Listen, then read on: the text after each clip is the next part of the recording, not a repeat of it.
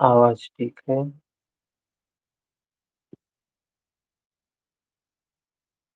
जी sir.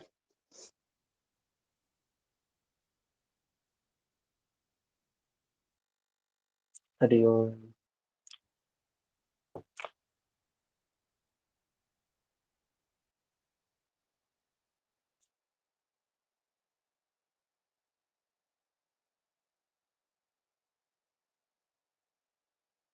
Ashok जी हरिओम।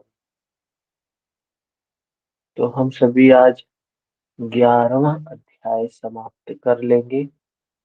समाप्त तो हो ही गया था, बस निष्कर्ष देखना था। क्या 11वें अध्याय में क्या क्या बातें बताई गई।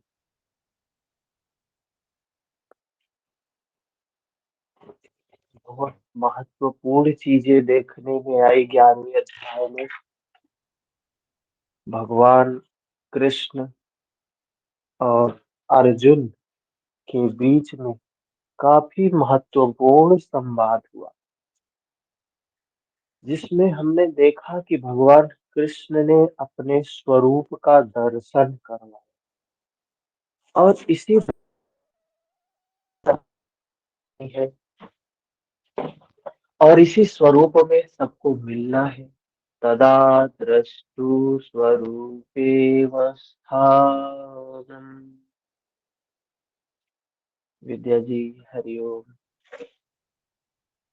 तो महर्षि पतंजलि जो बताते हैं, चित्त वृत्ति निरोधा, चित्त की वृत्तियों का निरोध करने के पश्चात क्या होगा, तो अपने स्वरूप में मिलना। भगवान कृष्ण ने स्वरूप का दर्शन करवाया। दर्शन किसने किया? उस अनुरागी ने किया, संयमी पुरुष ने किया, संजय ने किया। और दर्शन देने के पश्चात भगवान श्री कृष्ण ने एक बात और बताई। सुरेश जी हरिओम। क्या बात बताई? कि इसको न वेदों से, न अध्ययन से, न दान से, न तप से ये दर्शन ऐसे सुलभ नहीं है, सिर्फ अनन्य भक्ति से सुलभ है। एक अनुरागी पुरुष ही, महापुरुष ही, एक संयमी पुरुष, महापुरुष ही दर्शन कर सकता है। तो पिछला अध्याय 11वां अध्याय समाप्त हो चुका था, लेकिन आज हम सभी 11वें अध्याय की समरी देखेंगे।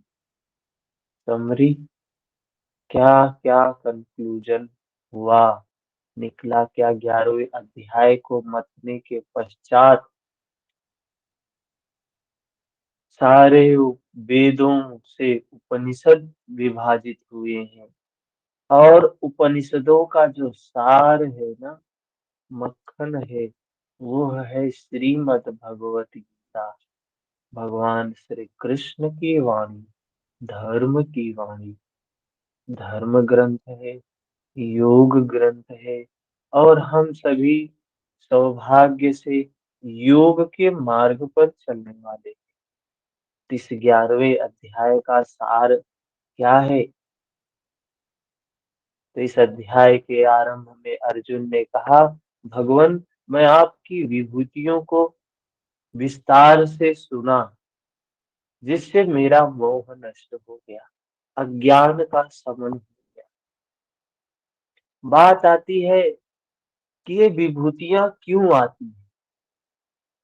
विभूतियां आती हैं, ये हमें उस धर्म के मार्ग में चलने के उपहार स्वरूप, ये हमारी अवस्था को पता बताती है कि आप किस अवस्था पर हैं। अर्जुन कह रहा है, आपकी विभूतियों को हमने देखा सुना और मेरा मोह नष्ट हो गया। जो मेरा मोह था, मेरा अज्ञान था, जो मेरा भ्रम था, सब टूट गया। अज्ञान कौन है? धृतराष्ट्र। मोह कौन है? दुर्योधन। भ्रम कौन है? भीष्म।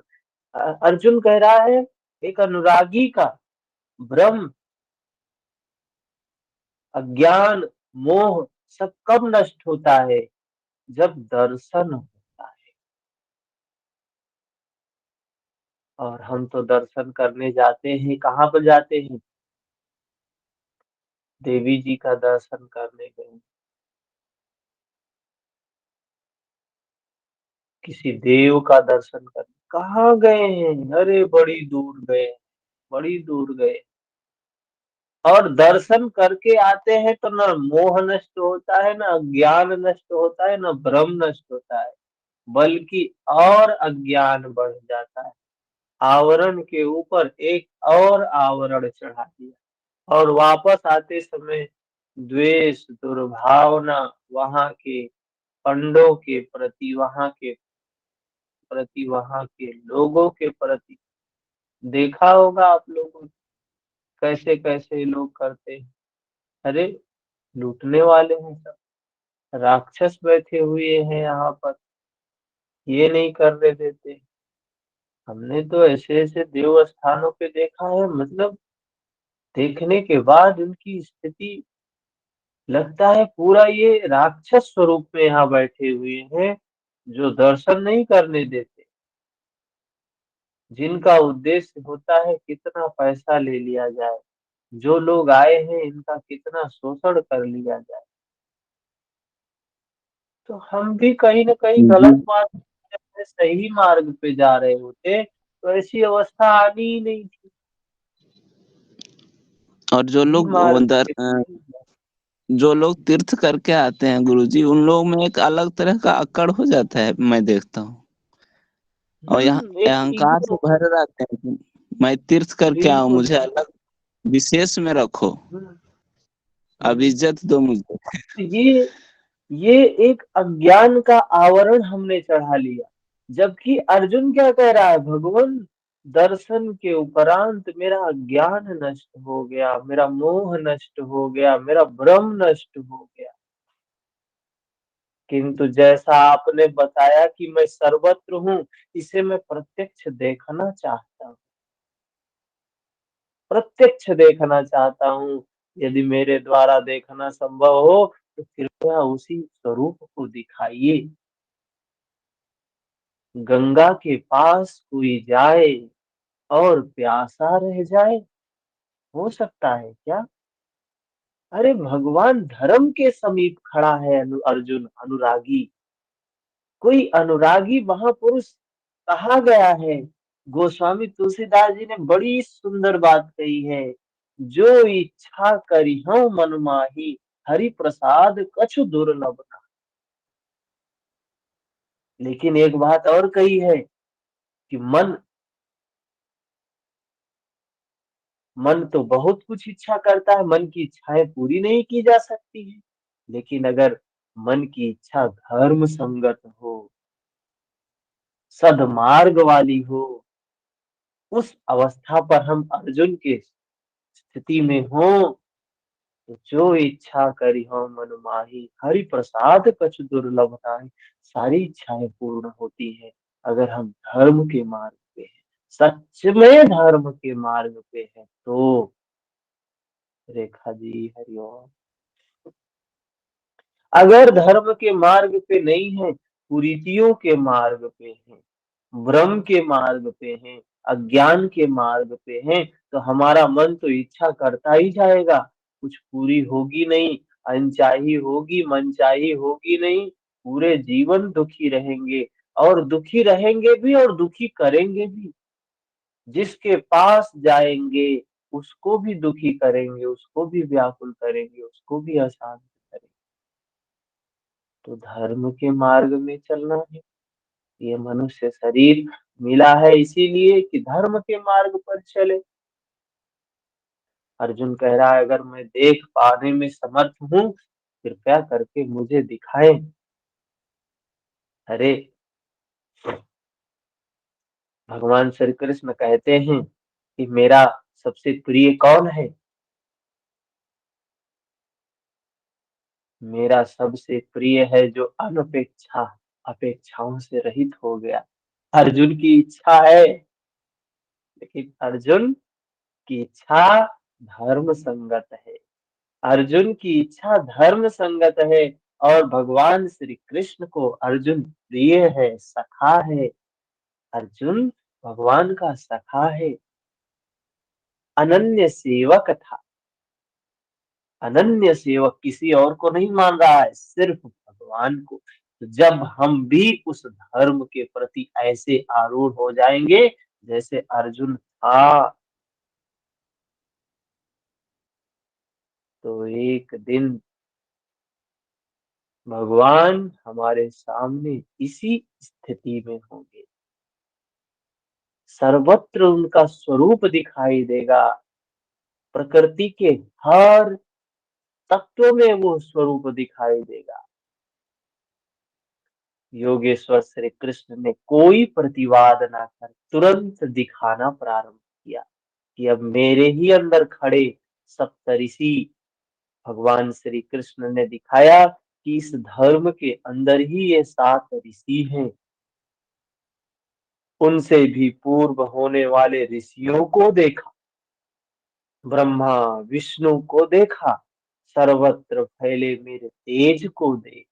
अर्जुन को सब दिखाते हैं भगवान, देख देख तू मेरे स्वरूप को, मेरे ही शरीर में एक स्थान पर खड़े तू चराचर जगत को देख। अर्जुन से कहते हैं भगवान कि मेरे ही शरीर में खड़े होकर तू सारे चर अचर जगत को देख, सर्वत्र फैले मेरे तेज को, मेरे प्रकाश को देख। मेरे ही शरीर में एक स्थान पर खड़े तू इस जगत को देख। किंतु अर्जुन आंखें मलता रह गए। जानते हैं क्या होता है? आज अध्यात्म धर्म अर्जुन को शुरू में भगवान ने बताया था। अर्जुन को भगवान ने शुरू में बताया था, और इंसान की भी यही हालत होती है। गीता पढ़ लिया ना, अब हम जान गए, अब हम जान गए, अब हम सब जान गए, हो गया। अब कोई मोह नहीं है अब हमें। अब हमको सब पता चल गया, ये सब दुनिया नश्वर है, सब मोह माया है। कोई किसी का नहीं है, कोई किसी के साथ आता नहीं है, कोई किसी के साथ जाता नहीं है। खाली हाथ आए हैं, खाली हाथ जाएंगे। हम सब जान गए। हर व्यक्ति यही बोलता है। गीता पढ़ लिया ना, गुरु की वाणी सुन ली ना, योग सूत्र सुन लिया ना, सब जान गए। अब कुछ रह ही नहीं गया जानने, जबकि जाना वाना कुछ नहीं है, कुछ भी नहीं जानता है। सिर्फ कह रहा है हम सब जान गए, हम सब जान गए, हमारा मोह नष्ट हो गया। अब आप कोई मोह माया नहीं है। नहीं जाना है क्योंकि अभी दर्शन नहीं हुआ है, और दर्शन नहीं होगा तो कुछ नहीं होगा। परिवर्तन तो दर्शन से ही होगा। अज्ञान, ब्रह्म, मोह, आसक्ति सब दर्शन से टूटेगी। और दर्शन करना है अभ्यास, अभ्यास करना है, वैराग्य करना है। बिना अभ्यास और वैराग्य के दर्शन कहाँ होगा? जब अर्जुन को दर्शन मिलना शुरू हुआ तो आंखें मीच रहा है, देख ही नहीं पा रहा है। इसका तात्पर्य क्या हुआ कि हम बाहर सच्चाई को नहीं देख सकते हैं। अगर हमें सच्चाई देखना हो तो हमें अंतर प्रज्ञा, अंतर चक्षु जगाने होंगे। अरे कबीर दास जी का भजन हमने सुना था ना, कितना सुंदर भजन था।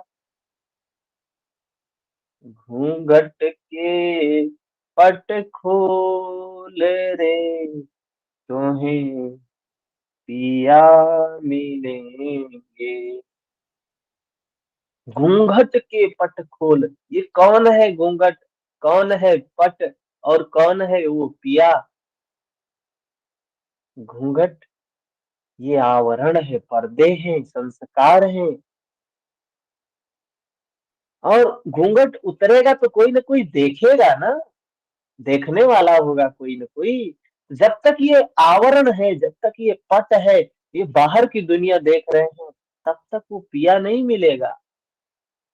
उस पिया को देखने के लिए अंतःचक्षु की जरूरत है।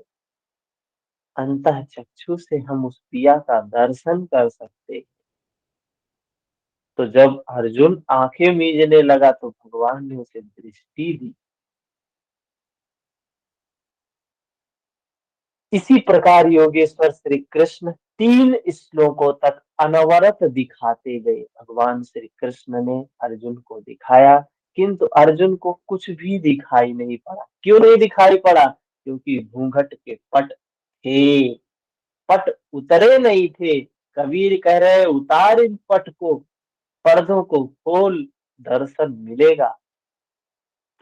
इस प्रकार अर्जुन इस प्रकार दिखाते दिखाते योगेश्वर श्री कृष्ण रुक जाते हैं।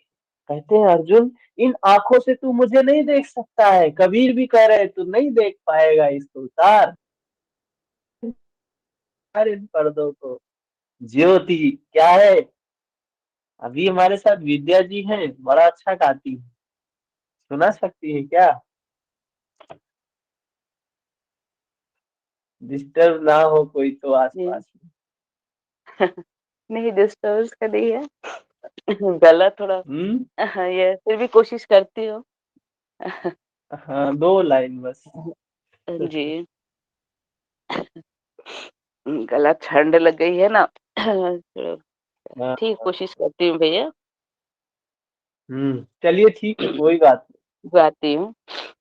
घूंघट के पट खोल रे, तो है पिया मिलेंगे। घूंघट के पट खोल रे, तो है पिया मिलेंगे। घूंघट के पट खोल, धन यौवन का गर्व न कीजे। धन यौवन का गर्व न कीजे। झूठा पचरंग चोर रे, तो है पिया मिलेंगे। घूंघट का पट खोल रे, तो है पिया मिलेंगे। घूंघट का पट खोल।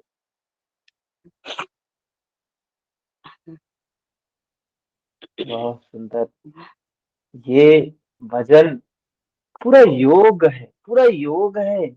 मतलब इतनी शक्ति है इनके अंदर।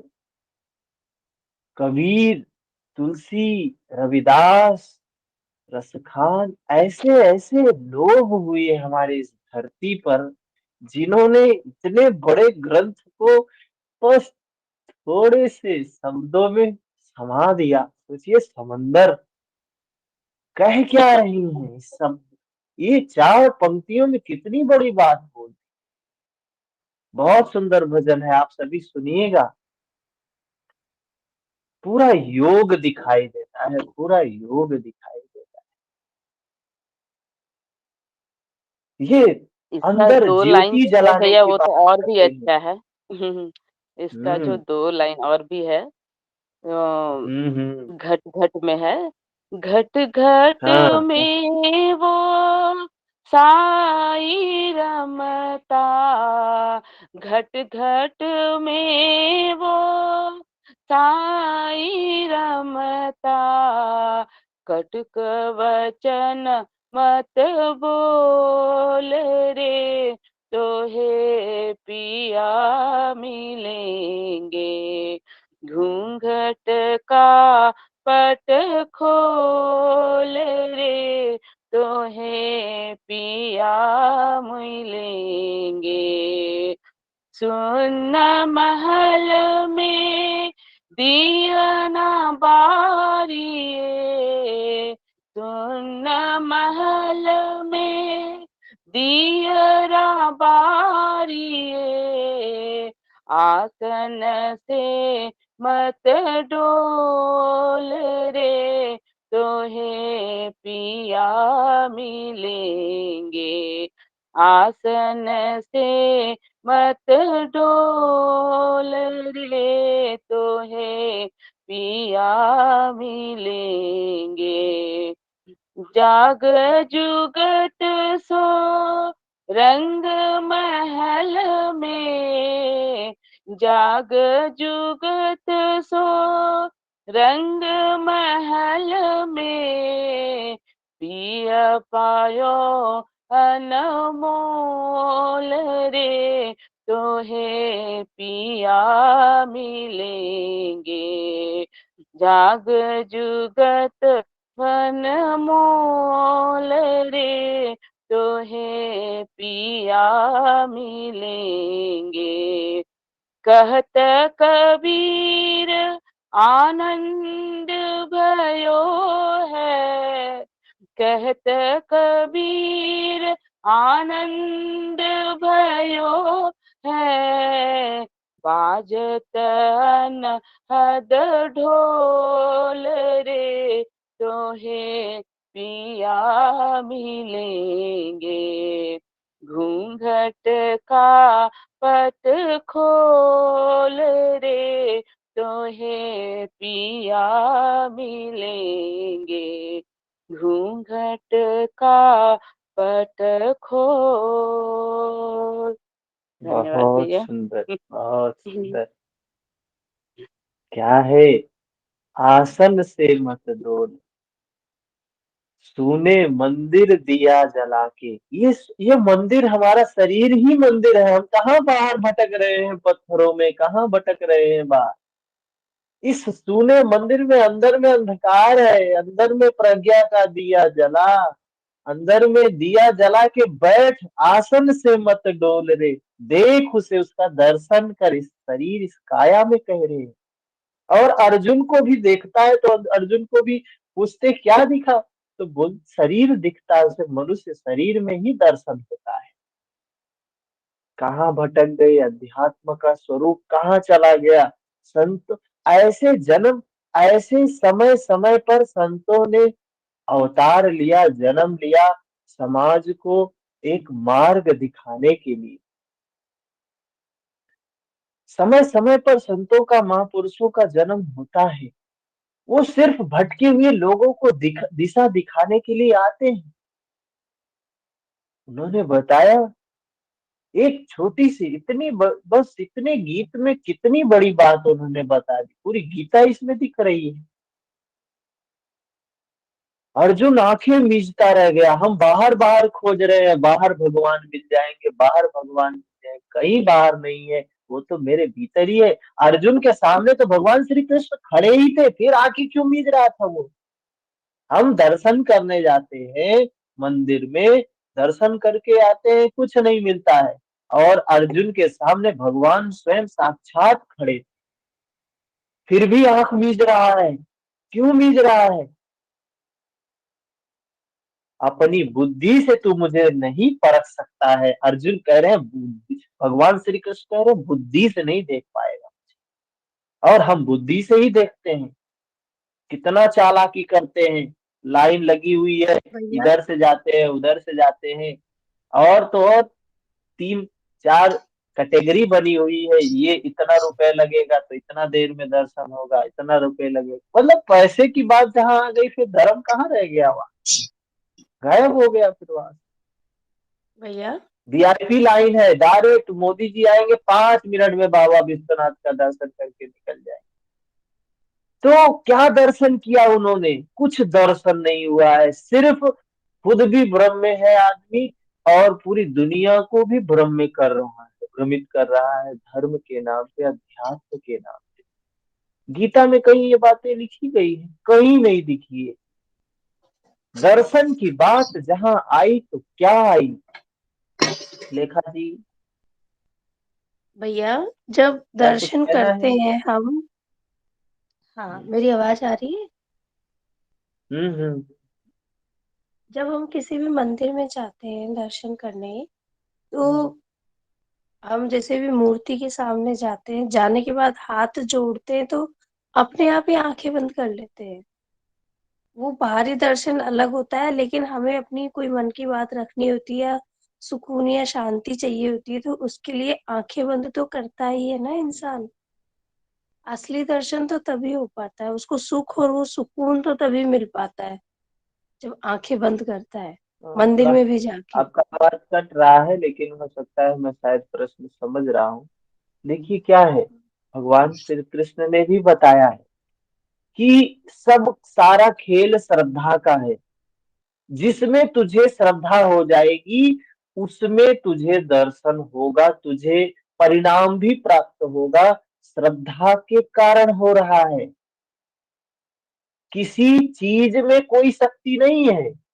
आपकी शक्ति जो है वो श्रद्धा में है। जितनी श्रद्धा, कहा गया श्रद्धावान लभते ज्ञान।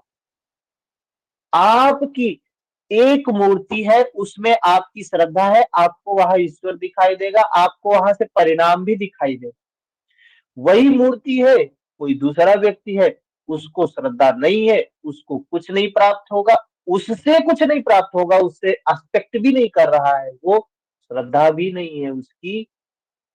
तो वो जो कुछ भी होता है बाहर जगत में, वो सब आपकी श्रद्धा के कारण होता है। और कुछ भी हो रहा है, हम कुछ अच्छा होता है तो हम कहते हैं अरे भगवान की कृपा से हो गया। श्रद्धा, श्रद्धा जिसके प्रति होती कहते हैं उसी की कृपा से होगा। कुछ ना कुछ तो हो ही रहा है, ये प्रकृति है। दो चीजें, अच्छी और बुरी, क्लिष्ट आक्लिष्ट, दो वृत्तियां हैं। पुण्य पाप हमारे जीवन में हो रहे हैं, पुण्य का फल आता है, पाप का फल आता है। कभी दुखी होते हैं, कभी खुश होते हैं, कभी व्याकुल होते हैं। तो जो कुछ भी हो रहा है वो सब कर्मों के कारण हो रहा है। अब उस पे हम श्रद्धा कहीं बैठा लेते हैं, श्रद्धा, और उसी पे थोपते हैं। और जब कहीं अनचाही हो जाती है, मनचाही नहीं होती है, तो उसी श्रद्धा जहां पे हमारी है वही मत्था टेकते हैं। ऐसा ना हो जाए, ऐसा ना हो जाए, ये ना हो जाए, वो ना हो जाए, भगवान ऐसे रक्षा करना।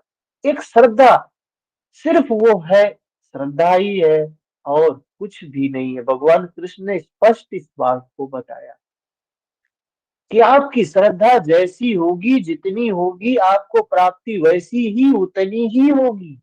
नश्वर के प्रति श्रद्धा रखेंगे तो नश्वर प्राप्त होगा, शाश्वत के प्रति श्रद्धा रखेंगे तो शाश्वत प्राप्त होगा। मेरे प्रति श्रद्धा रखेगा वो मुझ में विलीन होगा। जो देवी देवता भूत पिशाच इनमें श्रद्धा रखेगा, वो उनके जैसे उनकी प्राप्ति करेगा।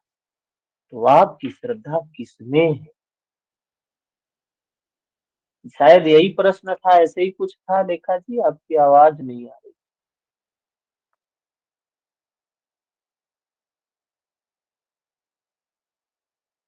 स्पष्ट हुआ?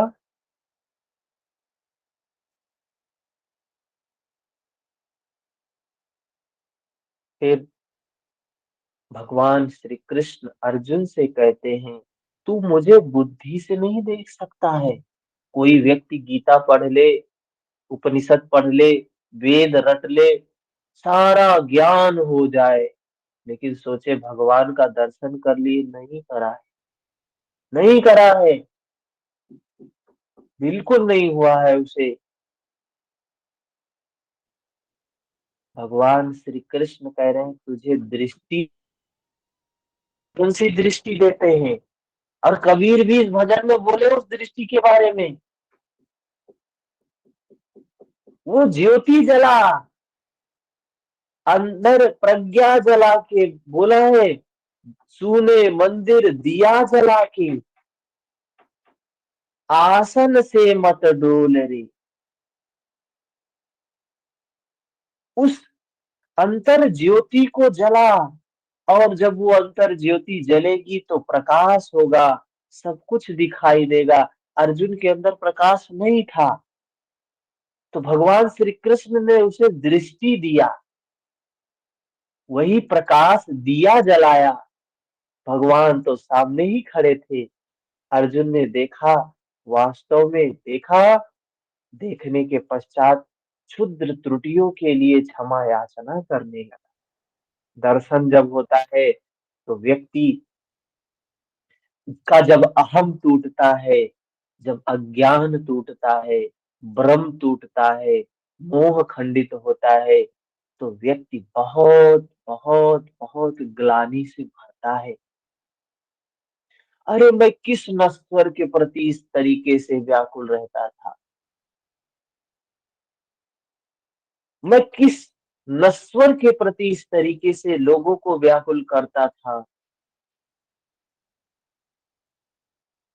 कैसे कैसे, अरे हमने इस धर्म के प्रति, इस परमात्मा के प्रति कैसे कैसे शब्दों का प्रयोग किया, अज्ञानता में किया, भ्रम में किया, मोहवश किया।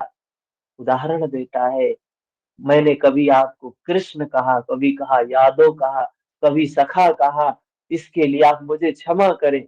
श्री कृष्ण ने क्षमा भी कर दिया, क्योंकि अर्जुन की प्रार्थना स्वीकार कर वे सौम्य स्वरूप में आ गए, धीरज बधाया। वस्तुतः श्री कृष्ण कहना अपराध नहीं था। कृष्ण कहना अपराध क्या था, वो तो काले ही थे, तो कृष्ण कहने में क्या बुराई थी। यदुवंश में, यदुकुल में जन्म लिए थे, तो यादव कहना क्या बुराई थी।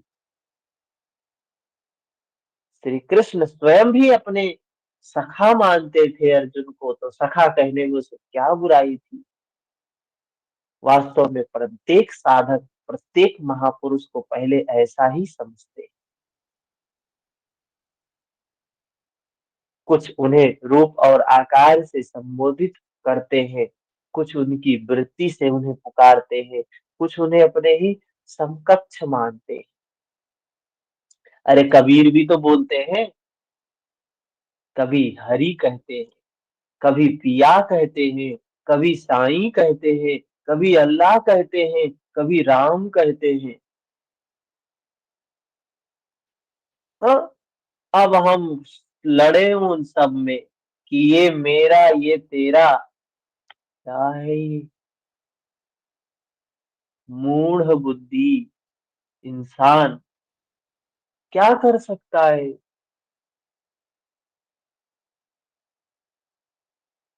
तो उनकी वृत्ति से उन्हें पुकारते हैं, कुछ उन्हें अपने ही समकक्ष मानते हैं। और किसी ने पूछा, कबीर से किसी ने पूछा कि ये आप साईं बोलते हैं, कबीर हरि बोलते हैं, राम बोलते हैं, अल्लाह बोलते हैं, पिया बोलते हैं, कौन है ये। तो कबीर कहते हैं, कबीर कहे कबीर हरि ऐसा है, जब जैसा तब तैसा है। और इसमें भी बोल रहे हैं, घट घट में वो राम बसत है।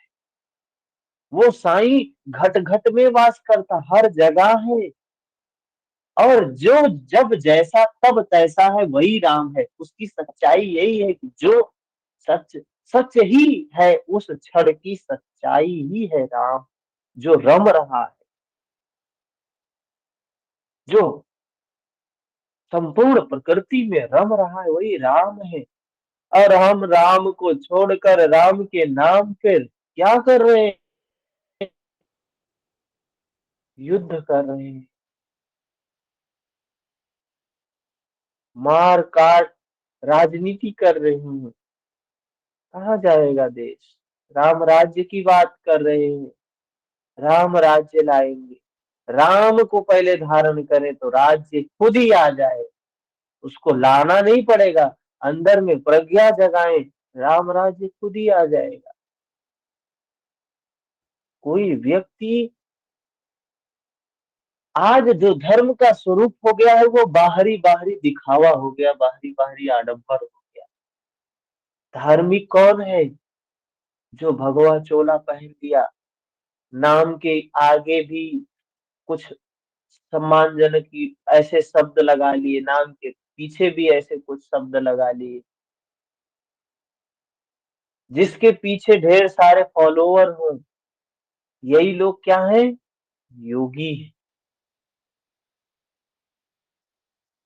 बाकी लोग बेकार, यही लोग योगी हैं। चित्त की मन की है चाहे जो अवस्था, चित्त में तो द्वेष भरा हुआ है, दुर्भावना भरी हुई है, लोभ भरा हुआ है, अहंकार भरा हुआ है। कैसे योगी है? गीता के एक भी श्लोक में फिट नहीं बैठ रहे।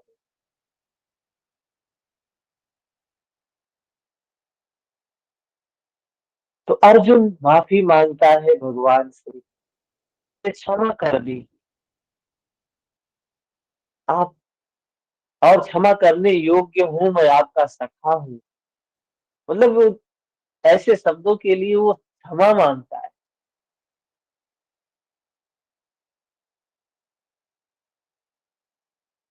कुछ उन्हें अपने ही समकक्ष मानते हैं, उनके यथार्थ स्वरूप को नहीं समझते।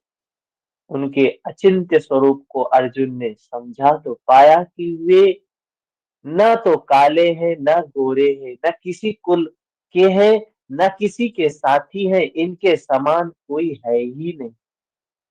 तो सखा कैसा, बराबरी कैसा?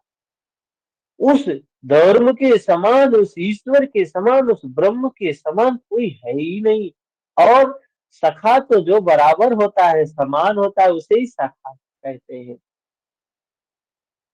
यह तो अचिंत्य स्वरूप है, जिसे न स्वयं दिखा है दे, वही इन्हें देख पाता है। कह रहे हैं वो धर्म का दर्शन, धर्म उस ईश्वर का दर्शन सिर्फ वही कर सकता है जिसे धर्म या ईश्वर दिखाना चाहे। अर्जुन ने अपनी प्रारंभिक भूलों के लिए क्षमा याचना की, प्रार्थना की। प्रश्न उठता है कि जब कृष्ण कहना अपराध है तो उनका नाम जपा कैसे जाए? तो जिसे योगेश्वर श्री कृष्ण ने जपने के लिए स्वयं बल दिया है, भगवान श्री कृष्ण, कृष्ण, ये कृष्ण नाम जपना, अर्जुन माफी मांग रहा है। भगवान मुझे माफ कर दीजिए, मुझे क्षमा कर दीजिए, मैंने आपका नाम, मैं आपको कृष्ण कह के बुलाया, मैं आपको ये कह के बुलाया हूँ, आपको ये कह के बुलाया, मुझे क्षमा करिए। तो कैसे उसको जपा जाए? तो बताया उसका नाम क्या है? ओम है। अभी यहाँ भी बहुत बड़ी मूढ़ता होती है। लोग क्या करते हैं, उसका, उसके वाचक को जपना शुरू कर देते हैं, ओम को ही जपना शुरू कर देते हैं। शब्दों की एक टंकार होती है, शब्दों की एक तरंग होती है, उसका लाभ आपको मिलेगा। चाहे जो भी आप उच्चारण करेंगे, प्रत्येक शब्द की अपनी एक तार होती है, एक तरंग होती है। इसकी भी तरंग है, लेकिन यही ब्रह्म नहीं है। इसको कहा ये वाचक है, ये नाम है। कोई बच्चा जन्म लिया, कोई बच्चा जन्म लिया है, उस बच्चे का नामकरण संस्कार होगा, आगे चल के उसका एक नाम रखा जाएगा। ये तो क्या वो बच्चा और नाम एक ही हो जाएंगे क्या? नाम तो पराया है, किसी और ने ही दिया है। भाई कोई न कोई नाम तो दिया ही जाएगा बुलाने के लिए, लेकिन हम सब उसको छोड़ के सिर्फ नाम को ही, अब यही कुछ जगह तो देखते हैं नाम ही चल रहा है, नाम जाप सतत निरंतर चल रहा है, चल रहा है, चल रहा है। तो हर जगह समय के साथ साथ रूढ़ियां, कुरीतियां, भ्रम समाज में व्याप्त हो जाते हैं, जिससे अध्यात्म का स्वरूप, और अध्यात्म तो बस जीना सा पर्दा होता है। थोड़ी सी बात बदली कि रास्ता बदल गया, परिणाम बदल गया, भटक गए स्वरूप से। तो कहा जप, तब जपस तदर्थ भावनम, भावना की बात की गई है। और भावना का मतलब होता है जो भावित हो रहा, भाव जिसको कहा, प्रकृति का, निसर्ग का नियम है भाव जिसको कहा गया है, जो हर क्षण परिवर्तन हो रहा है, परिवर्तन हो रहा है। और उसको कहा भावनम, जपस्थ भावन, हर प्रति क्षण उसकी अनुभूति होनी चाहिए। भावना का मतलब अनुभूति होनी चाहिए। अब हमने अनुभूति छोड़ दी, शब्दों से उच्चारण करना शुरू कर दिया, मुख से उच्चारण करना शुरू कर दिया, भटक गए, यही यही मार्ग से भटक गए। अर्जुन ने प्रार्थना की कि चतुर्भुज रूप में दर्शन दीजिए। श्री कृष्ण ने उसी सौम्य स्वरूप को धारण किया। अर्जुन ने कहा, भगवान आपकी सौम्य मानव स्वरूप को देखकर मैं अति प्रकृतिस्थ हुआ। मतलब तदा दृष्टु स्वरूपे वस्थानम, प्रकृतिस्थ हुआ, मैं अपनी प्रकृति में स्थित हुआ। स्थ स्वरूप, तदा दृष्टु स्वरूपे वस्थानम, तब अभी अपने स्वरूप में स्थित हुआ। मांगा था चतुर्भुज रूप, दिखाया मानुषम रूपम। वास्तव में शाश्वत में प्रवेश वाला योगी शरीर से यहाँ बैठा है, बाहर दो हाथ से कार्य करता है, साथ ही अंतरात्मा से जागृत होकर जहां से भी हो, जो भाविक स्मरण करते हैं, एक साथ सर्वत्र उनके हृदय से जागृत होकर प्रेरक के रूप में कार्य करता है। हाथ उसके कार्य का प्रतीक है, यही चतुर्भुज रूप है। श्री कृष्ण ने कहा, अर्जुन तेरे सिवाय मेरे इस रूप को न कोई देख सका है, न भविष्य में कोई देख सकेगा। अगर ऐसी बात होती तो गीता तो मनुष्य के लिए व्यर्थ होती, लेकिन ये गीता मानव मात्र के लिए है। किंतु योगेश्वर कहते हैं एक उपाय है। कौन देख सकता है? जो अनुरागी होगा, जो जिसका राग, जिसकी इच्छा मेरे प्रति होगी, जो मेरा अनन्य भक्त होगा, मेरे सिवा किसी और को ना भगन वो करने वाला होगा, मेरे सिवाय जो दूसरे किसी का स्मरण ना करके निरंतर निरंतर मेरा चिंतन, ये नहीं कह रहे हैं मेरा जप करेगा। जप का मतलब निरंतर जो मुझे अनुभव करेगा, प्रतिक्षण जो मुझे अनुभव करेगा, उसकी अनन्य भक्ति के द्वारा मैं प्रत्यक्ष देखने, तत्व से जानने को और प्रवेश करने को भी सुलभ हूँ। अर्जुन अनन्य भक्त था। भक्ति का परिमार्जित रूप है अनुराग। इष्ट के अनुरूप, इष्ट के अनुरूप लगाओ अनुराग है। मिलहि न रघुपति बिनु अनुरागा, गोस्वामी बाबा तुलसी कह रहे हैं, बिना अनुराग के रघुपति, रघुपति मतलब कौन? राम नहीं मिलते हैं। अनुराग विहीन पुरुष न कभी पाया है न कभी पाएगा। जिसके अंदर अनुराग होगा वही पा सकता है। तो कोई लाख योग कर ले, लाख जप कर ले, लाख तप कर ले, लाख दान करे, लाख वेदों का अध्ययन कर ले, गीता का अध्ययन कर ले, नहीं पाएगा। अतः इष्ट के अनुरूप राग अथवा अनन्य भक्ति नितांत आवश्यक है, नितांत आवश्यक है। अंत में श्री कृष्ण ने कहा, अर्जुन द्वारा निर्दिष्ट कर्म को कर। भगवान श्री कृष्ण ने कर्म बताया। मेरा अनन्य भक्त होकर, मेरी शरण होकर, धम्मम शरणम गच्छामि, धर्म की शरण होकर। यहाँ मेरी तात्पर्य मत कभी मत सोचना कि श्री कृष्ण कह रहे हैं मेरे शरण आ जा, श्री कृष्ण के शरण आ जा। वो धर्म की बात कर रहे हैं। मैं अर्थात धर्म, किंतु संग दोष से अलग रहकर। संग दोष में यह कर्म हो ही नहीं सकता। अतः संग दोष इस कर्म के संपादित होने में बाधक है। संग दोष मतलब आसक्ति नहीं होनी चाहिए, जो वैर भाव से रहित हो। द्वेष भी नहीं होना चाहिए, राग भी नहीं होना चाहिए, वही मुझे प्राप्त कर सकता है। जो राग द्वेष से रहित, जो अनासक्त पुरुष होगा, वही मुझे प्राप्त कर सकता है। जब संग दोष नहीं है, जहाँ हमें छोड़कर दूसरा कोई है ही नहीं, बैर का मानसिक संकल्प भी नहीं है, युद्ध कैसा होगा? कौन युद्ध करेगा बाहर? बाहर कोई युद्ध करेगा जिसके अंदर में बैर नहीं है, आसक्ति नहीं है, लोभ नहीं है, क्रोध नहीं है, द्वेष नहीं है, दुर्भावना नहीं है, युद्ध कैसे कर सकता है कोई?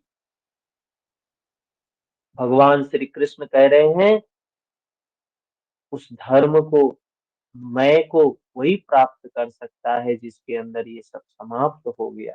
बाहर दुनिया में लड़ाई झगड़े होते रहते हैं, किंतु विजय जीतने वालों को भी नहीं मिलती, शाश्वत विजय उन्हें भी नहीं मिलती है।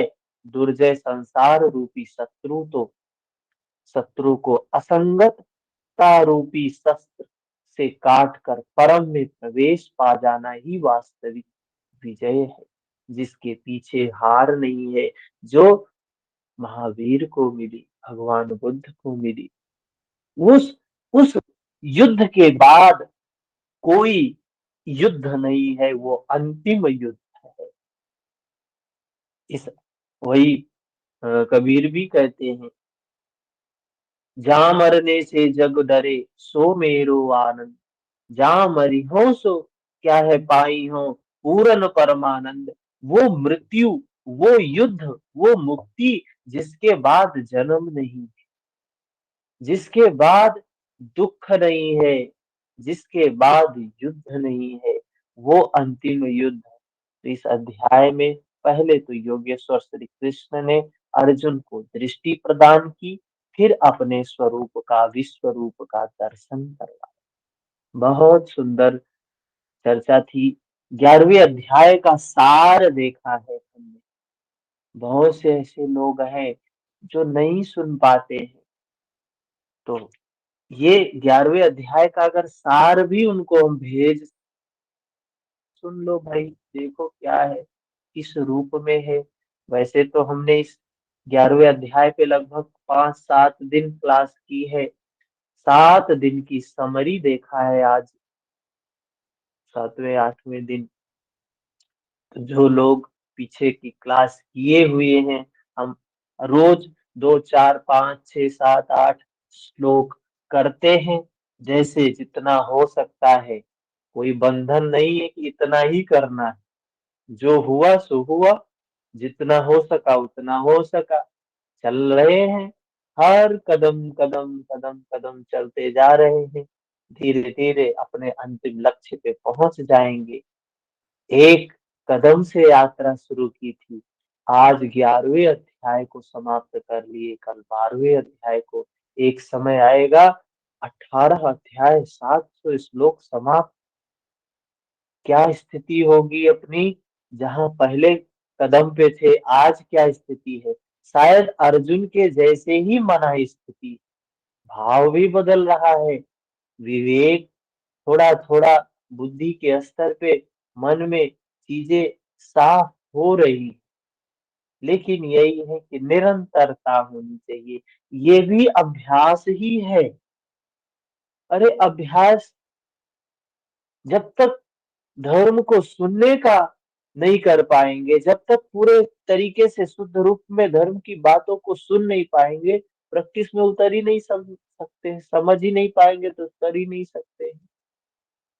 तो जो लोग अध्यात्म में, वाकई में अध्यात्म में आगे बढ़ना चाहते हैं, कोई एग्जाम के लिए क्लास नहीं चलती है ये वाली। ये क्लास तो हम स्वांता सुखाए, हम वास्तविक में बताए तो अपने लिए करते, एक भी हो, दो है तो भी फर्क नहीं पड़ता है। क्लास ये जो होती है सुबह की, ये तो हम खुद के आनंद के लिए करते हैं, हमें वाकई में बहुत आनंद आता है।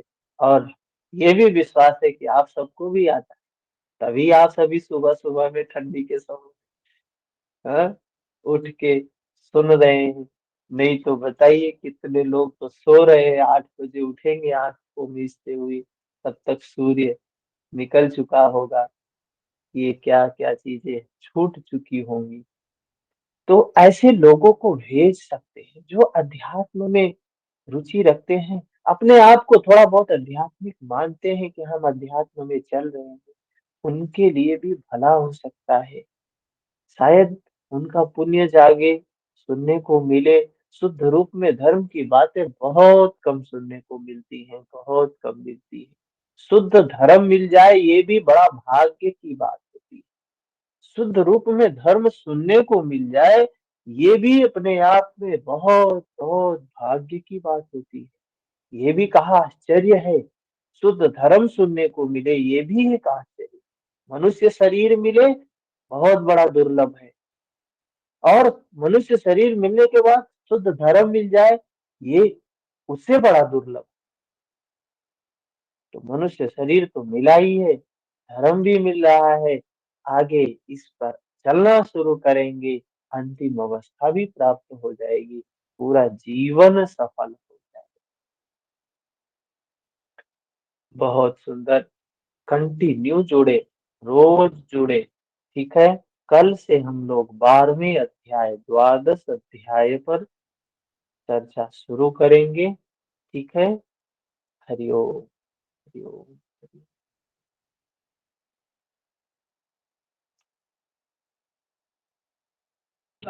हरिओम सर। हरिओम।